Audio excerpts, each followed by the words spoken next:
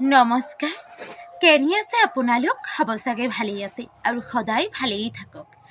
আজি বহুদিনৰ মূৰত মই মোৰ স্বৰচিত এটি কবিতা পাঠ কৰিবলৈ লৈছোঁ।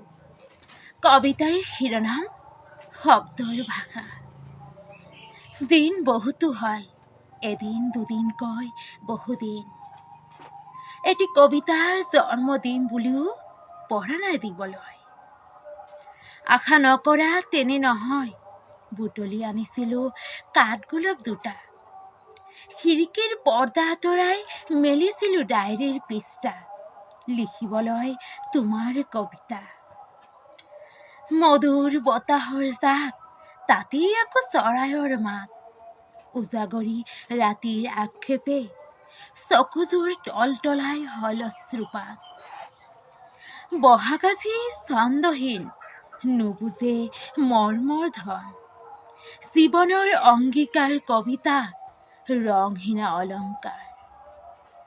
ধূলি বালিও গীত জুৰে, আবেলিৰ পথাৰখনেও কবিতা লিখে।